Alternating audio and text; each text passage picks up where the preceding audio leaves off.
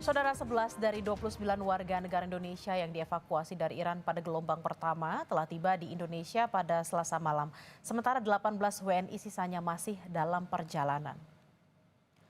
11 WNI yang dievakuasi pada gelombang pertama ini tiba dengan menggunakan maskapai Turkish Airlines.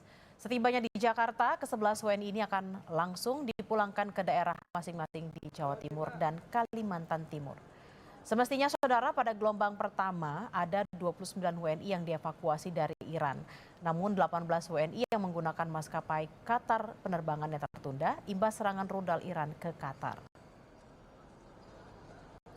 Saya menginap di sana semalam dan kondisi di sana cukup mencekam karena ada serangan dari Israel di beberapa saat.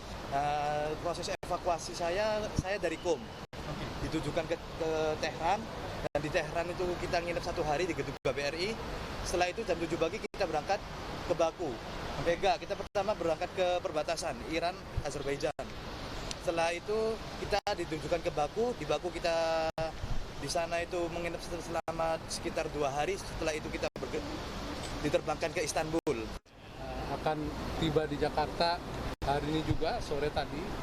Namun karena terkena gangguan penerbangan karena mereka menggunakan maskapai Qatar Airways, penerbangan mereka dari Baku menuju Jakarta, menuju Doha sempat terganggu.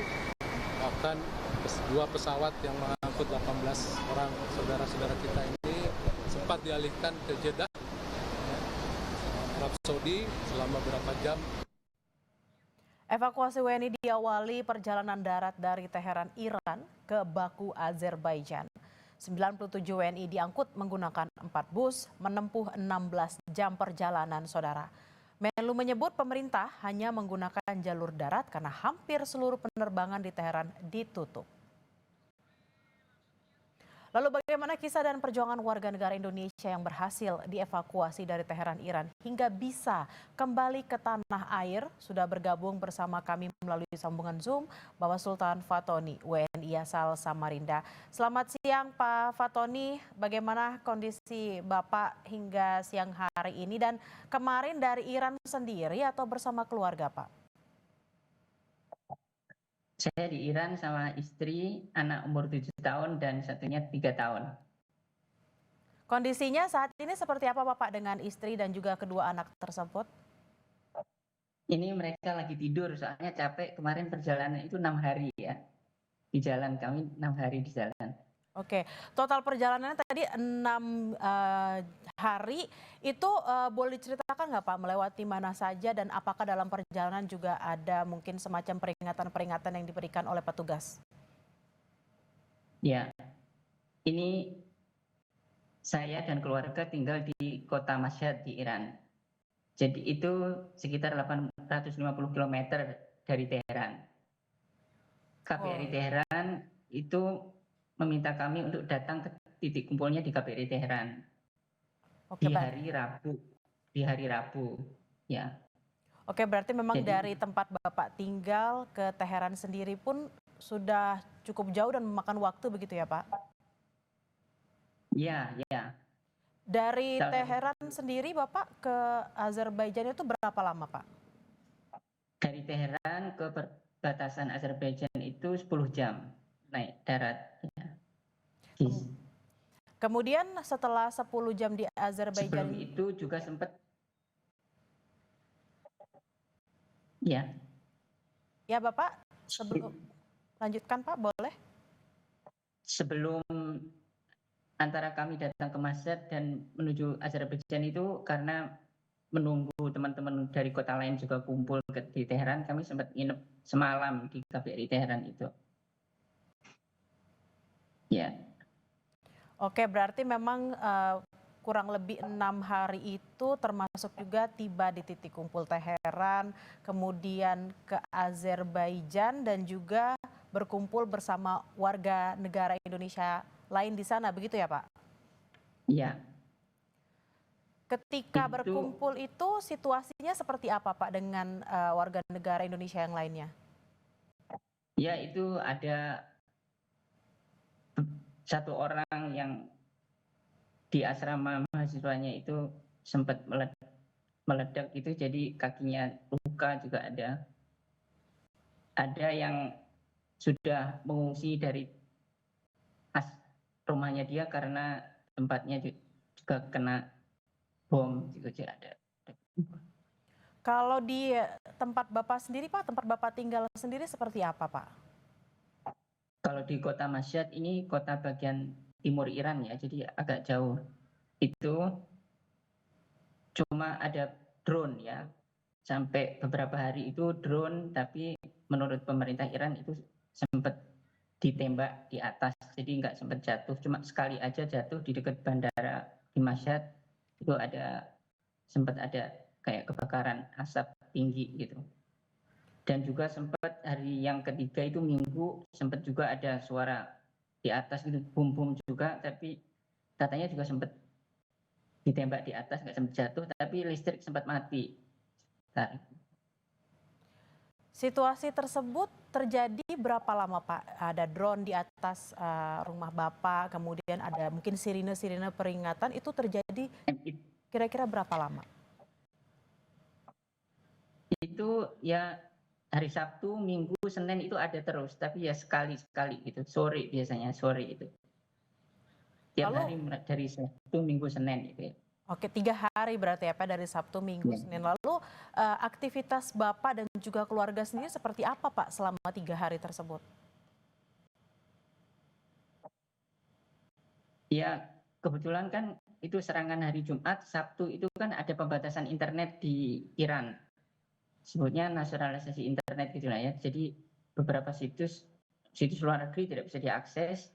Kebetulan anak-anak Indonesia yang di Mashhad ini kan kirim uangnya itu lewat kripto, situs kripto. Jadi situs kripto itu pas mulai internet dibatasi tidak bisa diakses. Jadi kita khawatir kehabisan uang itu sempat ya. Jadi kita ngirit itu.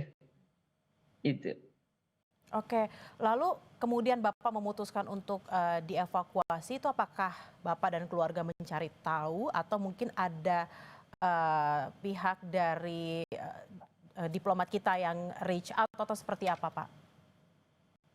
Ya, memang ada grup WNI Iran gitu. Di situ sejak serangan kedua hari Sabtu itu sudah ada mahasiswa yang nanya apakah akan ada evakuasi, terus dari KBRI tunggu saja nanti akan ada.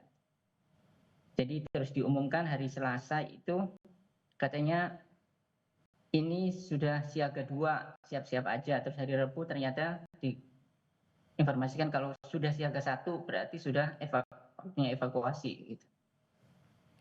Lalu ketika dalam proses mengevakuasi itu apakah keluarga di Indonesia sempat berkomunikasi juga dengan Bapak menanyakan situasi terkini Bapak dan keluarga di sana? Jadi sejak hari Sabtu itu kan internet tidak bisa dibatasi ya. Kami agak kesulitan menghubungi keluarga di Indonesia. Semua WNI kelihatannya kayak seperti itu. Karena WhatsApp tidak bisa diakses, Instagram tidak bisa, nelpon kesulitan ya.